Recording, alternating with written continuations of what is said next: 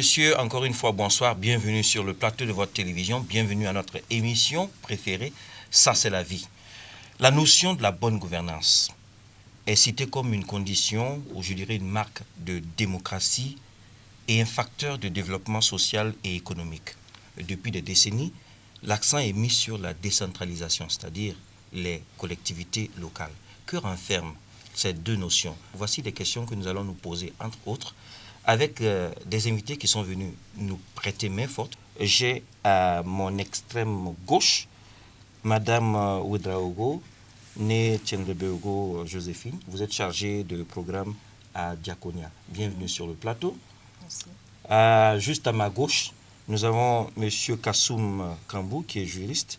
Vous êtes membre du RENLAC, le réseau de lutte anticorruption. À ma droite, nous avons le pasteur Jean-Charles Cabré. Vous êtes administrateur des services financiers en retraite. Bienvenue sur le plateau. Merci beaucoup. Et enfin, à mon extrême droite, nous avons Madame Lieoun Né Koulibaly Mariam. Bienvenue sur le plateau. Vous êtes aussi chargée de programme. Et là, vous travaillez au GRDS Burkina. La décentralisation, c'est quoi? Nous pouvons dire que la décentralisation, c'est la décision au niveau de l'État de faire quitter la répartition centrale de l'autorité et de transférer cette autorité-là au niveau local. Et nous avons donc les communes rurales, les communes urbaines, et nous avons maintenant des maires qui sont chargés de représenter l'État au niveau local. Donc cette manière de répartir le territoire vise en fait à ce que le développement se fasse un peu plus rapidement, mais également de faire participer la population à ce développement. C'est surtout au niveau des transferts de pouvoir et des transferts de ressources que se manifeste une vraie décentralisation. Donc vous avez l'éducation de base, vous avez la santé primaire, vous avez l'assainissement et l'eau, etc., etc. Donc il y a des domaines bien définis. Ce n'est pas tous les domaines qui sont transférés. Quelle est la place du gouverneur, les hauts commissaires dans la décentralisation et dans les collectivités territoriales et locales? C'est la différence qu'il faut faire entre la décentralisation et la déconcentration. Merci. La déconcentration, c'est le service public de l'État qui se rapproche des gouverneurs des populations. Donc vous avez le haut commissaire, vous avez le préfet, vous avez le haut commissaire, vous avez le gouverneur. Ça, c'est des services déconcentrés de l'État. Tout comme le ministère des Finances qui a des directions régionales, tout ça, c'est des services déconcentrés de l'État. Maintenant, la décentralisation, c'est tout à fait autre chose. La décentralisation, c'est vraiment l'autonomie. On délègue une partie des pouvoirs à un individu qui est en quelque sorte le président de sa localité, si on peut l'exprimer comme ça. En fait, c'est une gestion de proximité qui associe la population locale, qui associe les citoyens à cette gestion-là. Et au niveau local, les citoyens savent qui est capable de faire quoi. Effectivement, on appelle la décentralisation la gouvernance locale. Donc la gouvernance locale, effectivement, c'est une gouvernance. C'est comme un gouvernement dans un gouvernement. Comme on parle de décentralisation, c'est la participation de la population, qu'on permette à la population de jouer aussi son rôle de contrôle et de pouvoir demander des comptes. Et que ceux qui doivent rendre compte, rendent compte en ayant conscience qu'ils doivent rendre compte. Est-ce qu'il y a des exemples positifs que vous pouvez nous... Dans certaines communes, les gens qui refusaient de payer les taxes ont commencé à les payer. Parce qu'on leur a dit, c'est vous qui devez... La décentralisation veut dire quoi? C'est que vous devez vous autonomiser. C'est vrai que l'État va vous donner des fonds. Mais ce que l'État donne, c'est peu. Il faut que votre commune même suscite des ressources propres. Et il doit gérer. Et c'est pour ça qu'il faut une bonne gouvernance, tout comme on le demande au niveau central. C'est quoi la bonne gouvernance? Pour moi, je dirais que la bonne gouvernance, c'est l'art de bien gouverner, de bien gérer les ressources naturelles, les ressources financières et autres qui sont confiées à l'État ou à ses démembrements ou à des personnes chargées de les gérer et d'en rendre compte. Ce concept de bonne gouvernance accompagne toujours le processus de la décentralisation. C'est très important parce que ça résout un faisceau de problèmes, c'est-à-dire la participation citoyenne, le développement du sens de la responsabilité, la participation à la décision dans la gestion de la chose publique. Moi, j'insiste là-dessus parce que si vous n'êtes pas responsable, si vous n'avez pas un mot à dire dans la gestion des choses, même si on vous le gère bien, il y a quelque chose qui manque. La bonne gouvernance ne veut pas dire des responsables qui sont honnêtes, qui sont seulement. Ça ne dit pas ça seulement. Ça dit que tout le monde participe et chacun a son mot à dire, chacun a son rôle à jouer, chacun a sa part. C'est de la bonne gouvernance locale que viendra la gouvernance étatique. Si tout se passe bien à la base, l'État sera obligé de suivre, parce que ça va remonter. C'est tout ce que moi je peux dire. Des maires ont été révoqués et suite à des malversations. Qu'est-ce que vous pensez de cette situation? Est-ce que la décentralisation marche à tous les coups? Cela relève également de la qualité des hommes qui sont chargés de gérer ces ressources-là et de faire en sorte que, en tout cas, que le bénéfice dont on tire de cette gestion puisse bénéficier à l'ensemble des citoyens, parce que le but final de tout ça, c'est ça. Il n'y a pas quelqu'un qui connaît mieux la personne qui va gérer sa localité que les populations. Donc, il faudrait que, en tout cas, on travaille à ce que, à ce niveau, il y ait des candidatures indépendantes. Comme ça, les gens ils choisissent les hommes qu'ils veulent et vraiment les hommes qui vont faire leur bonheur. Ça dépend du départ. Aujourd'hui, comment ces hommes sont arrivés là, comment ils ont été sélectionnés. Je crois que c'est tout le débat aussi qu'il faut poser et voir comment justement avoir les hommes qu'il faut à la place qu'il faut pour une meilleure gestion des ressources publiques. La gestion du monde est confiée à l'homme. Dieu a créé l'homme pour bien gérer le monde. C'est ça le but de l'homme. D'ailleurs, l'homme, il n'a de valeur que quand il s'acquitte de cette tâche-là, de façon honnête. Les animaux, les arbres et tout, la terre, ce sont des ressources. Et Dieu demande que l'homme soit responsable. C'est pour ça que les hommes doivent être plus sérieux qu'ils ne le sont aujourd'hui quant à la gestion des choses, quant à la gestion des êtres humains, des êtres, même des animaux. Si vous lisez dans le livre de Nombre, dans le livre de Lévitique, vous allez voir, tout, Dieu a détaillé, il a donné le détail quant à la gestion, en tout cas, de l'homme. Et le deuxième commandement, c'est tu aimeras ton prochain comme toi-même. Voilà. Donc, ça résume tout. Ça résume tout. Ce que tu veux pour toi, là, il faut que tu le veuilles pour l'autre. Vous avez parlé de l'idéal, ce que l'homme devrait faire, mais essayez de retrouver un peu les causes fondamentales de la malgouvernance au niveau local. Les principales causes qui me viennent à l'idée, c'est d'abord les causes politiques. D'abord, on a évoqué rapidement le choix des hommes, qui sont essentiellement des choix politiques. Tout choix d'ailleurs est politique, mais qui les choix ne sont pas faits là où ils devaient être faits. Parce que là, souvent, vous verrez que ces élus-là, souvent, ce sont des personnalités parachutées par les états-majors politiques depuis la capitale qui imposent tel homme, qui veut que ce soit telle personne, parce que c'est un bon militant qu'on va imposer là comme maire, comme gouverneur, etc., même au détriment des populations qui n'ont pas un grand choix. Et ensuite, quand il y a mauvaise gestion ou quand il y a abus, bon, évidemment, la conséquence de tout ça, c'est que ces hommes sont protégés. Voilà, et ça conduit donc à ce que je vais appeler l'impunité. En principe, une mauvaise gestion, c'est une faute. C'est une sanction, c'est prévu par le code pénal. Que si vous gérez mal, la mauvaise gestion, c'est de quoi? C'est de détourner des ressources dans le but pour lesquels ils étaient destinés, ou de les s'approprier pour soi-même, à son propre intérêt, ou des intérêts de tierces personnes, des amis politiques ou de la famille.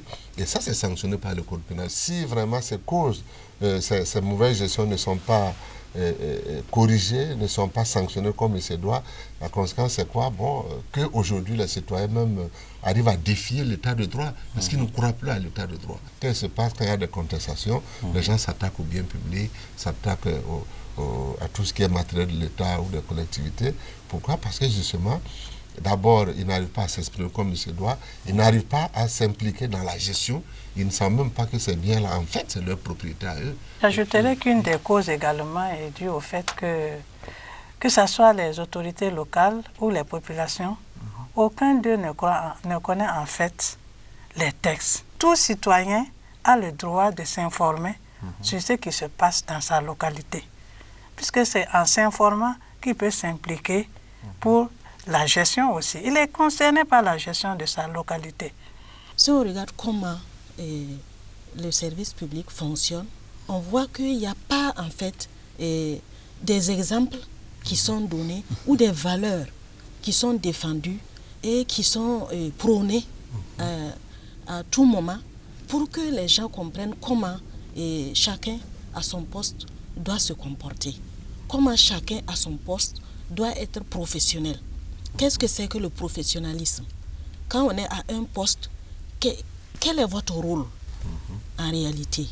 Quand on vous donne une responsabilité, il faut d'abord penser que je suis responsable.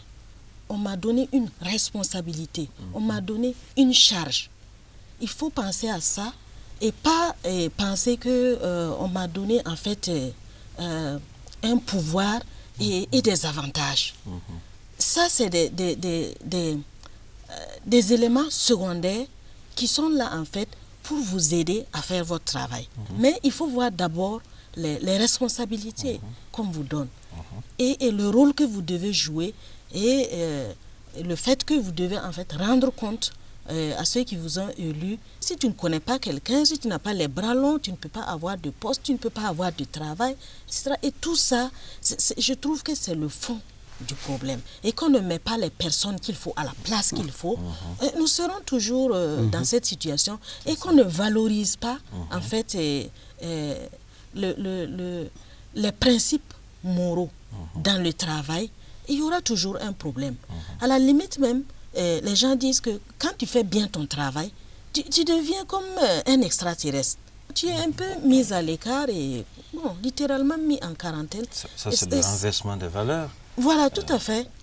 Et ça, je pense que vraiment, il y a un travail à faire à ce niveau. Il y a de quoi inquiéter. Je voudrais dire justement, bon, elle a parlé des modèles qu'il faut donner, des exemples, de bons exemples qu'il faut donner. Il faut avoir d'abord en face là, le référentiel. Qu'est-ce qui va vous amener à vous tenir droit? De quoi avez-vous peur? De qui avez-vous peur? Ceux qui vous ont élu? Mais non, l'élection est passée. Donc quand l'élection est passée, c'est moi qui suis le maître.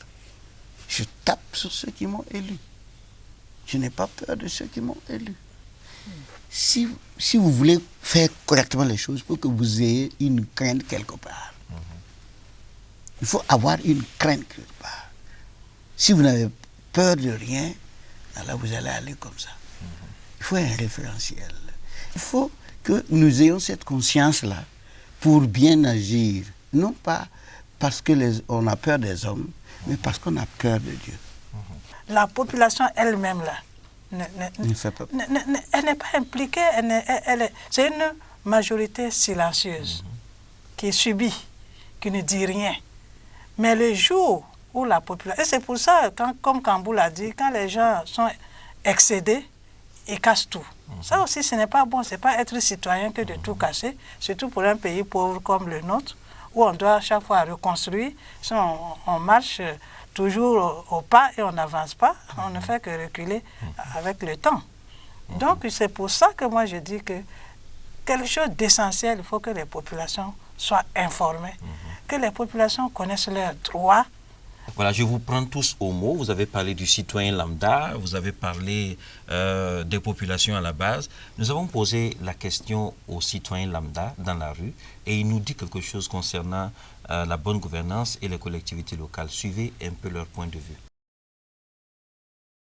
Les responsables des services publics doivent vraiment faire un effort. C'est mal organisé en fait. Une fois j'ai été à un hôpital, j'étais là-bas depuis à 6 heures et le responsable est venu aux environs de 9 heures. Donc l'attente a été vraiment très longue. Est-ce que vous voyez? Si ça continue comme ça, je pense que vraiment, à cette allure-là, ça serait vraiment difficile de développer le pays là. Il faut que les gens apprennent à savoir que les services publics, ce n'est pas des services d'un particulier, c'est pour le bien commun, c'est pour l'intérêt général de la nation. Il faut mettre les points sur les i pour que chacun respecte que tout le monde soit ponctuel dans son lieu de travail. Nous voyons que dans les services publics, les gens se rencontrent pour bavarder et ils mettent le travail en seconde position. Il faut beaucoup plus de transparence dans le recrutement et puis aussi mettre la personne à la place qu'il faut. Pour bien gérer la chose, il faut d'abord que la personne qui est au poste précis là ait les compétences requises d'abord. Parce que si on donne le poste à la personne parce que c'est mon ami ou pour des raisons non valables à mon avis bien sûr. On peut plus être rigoureux sur peut-être la ponctualité au niveau du travail. Chaque agent doit en tout cas savoir ce qu'il a amené dans ce bureau et en tout cas respecter son engagement. Vous connaissez des exemples de bons gestionnaires? Dans certains ministères, on peut citer par exemple le premier ministre Tetu Zongo. Il a fait ce qu'il pouvait, quand bien même on juge que c'est insatisfaisant. Oh, en tout cas ça, moi je ne connais pas bien comme ça. C'est pas facile. Moi j'ai eu un exemple. Et, bon, je ne me rappelle pas du nom du docteur, mais il est à Yalagado. Tant qu'il y a des patients, même si après 17 h, et s'il y a des patients, il est toujours là. Il va voir tous ses patients avant de partir, même il va partir à 21 h. Moi je ne vois pas. Voilà, mais je ne dis pas que tout le monde gère mal. Ça c'est moi qui ne vois pas, voilà, simplement. Bon, en général, on a remarqué qu'il y a un redressement. Depuis qu'on a changé, pas ce nouveau Premier ministre, mais l'ancien Premier ministre, il y a un petit redressement. Voilà, retour sur le plateau. Nous allons réagir à chaud par rapport à ce que nous venons d'entendre et de voir. Alors, qu'est-ce que vous en pensez? Au moins, on sait ce que la jeunesse pense de nos administrations. Et vous voyez, tout est négatif. Ça, c'est grave. Quand les gens sont nommés politiquement, quand vous avez des responsables qui sont nommés et qui ont peur de leurs subordonnés parce que l'administration est politisée à outrance, vous avez des cellules de partis politiques qui gravitent autour des services, c'est difficile. On n'a pas dit que quelqu'un ne doit pas avoir son point de vue politique. Mais il ne faut pas que ça vienne créer de l'injustice au sein des services. Empêcher les agents de travailler. Il faut que les supérieurs hiérarchiques fassent leur travail. Parce que ce qu'on constate généralement, c'est que quand vous arrivez dans un service, on va vous dire que ce n'est pas le champ de ton père. Chacun est libre de faire ce qu'il veut, etc. Moi, la question que je me suis toujours posée, c'est les supérieurs hiérarchiques, est-ce qu'ils font leur travail de contrôle et de subordonnés?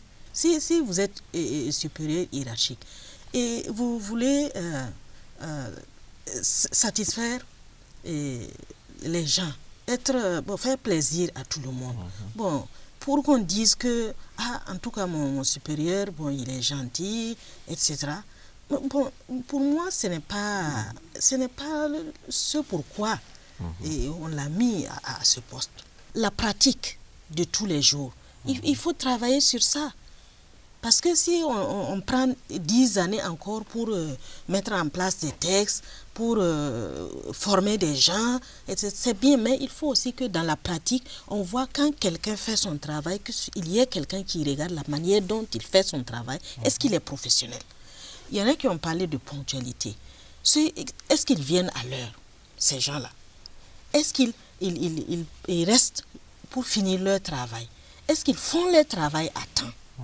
Etc. Il y a des principes pratiques comme ça, et de tous les jours, et qu'il doit y avoir quelqu'un qui regarde ça et qui puisse dire tu ne viens pas à l'heure, et appeler la personne quand il le faut et puis lui dire c'est ici et ici que tu dois corriger. Et pour arriver à faire que la souveraineté du peuple soit respectée, il faut amener les gens à connaître leurs droits et aussi leurs devoirs. Parce que, vous voyez, on parle de droits et de droits. Il faut, même qu'au niveau de l'éducation, mettre l'accent pour que les gens connaissent leurs droits et leurs devoirs. Parce que votre droit est le devoir de l'autre. Et votre devoir, c'est le droit de l'autre. Une fois que le maire est élu, il faut qu'il sache que c'est les populations qui l'ont élu. Il n'est pas ici de par la force d'un parti politique. Et qu'il permette aux populations d'avoir un regard sur sa gestion. Et si ça ne va pas, on doit le dégommer. C'est ça la démocratie. J'ai pu constater que pour les populations, il y a quelques années, elles n'osaient pas se rebeller sur un certain nombre de pratiques. Mais aujourd'hui, elles le disent elles-mêmes. Elles savent qu'il y a des choses qui ne doivent pas se faire. Les populations sont là, elles sont vigilantes. Et ça, c'est aussi un élément important. Le fait même que les populations s'intéressent à la gestion même des affaires publiques. Ça, c'est très important. Quel est leur rôle? Quelle opportunité ils ont de participer au développement local? Les populations doivent participer effectivement à la gestion de leur localité. Maintenant, comment? Premièrement, il faut d'abord s'informer. Il faut aller à l'information. Il ne faut pas attendre. Normalement, un bon citoyen qui veut participer doit s'informer. Ce n'est pas parce qu'on est analphabète qu'on ne peut pas demander à quelqu'un qui a lu les journaux de vous commenter et de dire exactement qu'est-ce qu'il y a et tout. Ce n'est pas parce qu'on est analphabète qu'on ne peut pas aller à la mairie pour demander quelles sont les décisions qui ont été prises au conseil municipal, aux sessions des conseils municipaux. Ce n'est pas parce qu'on est analphabète qu'on ne peut pas avoir le budget et demander à un spécialiste de vous expliquer ce que c'est, qu'est-ce que le budget dit, annuel. Le plan communal de développement, les populations sont invitées. Quand on monte un plan communal de développement, tout le monde est invité. Les populations, les femmes, les groupements et tout. Et chacun dit ce qu'il attend du développement de sa localité. Donc, je veux dire qu'il y a des cadres qui sont créés pour permettre aux populations, effectivement, de participer à la gestion de leur cité. Est-ce que le chrétien peut s'impliquer, comme Madame le dit, à part entière dans la chose publique? Les chrétiens ont le devoir. Je ne parle pas de leurs droits. Ils ont le devoir d'apporter la lumière qu'ils ont à la population au milieu de laquelle ils vivent. Un chrétien qui est dans une collectivité, dans une cité et qui ne veut pas s'intéresser à la vie de la cité, ne joue pas son rôle. Il n'obéit pas entièrement à Dieu.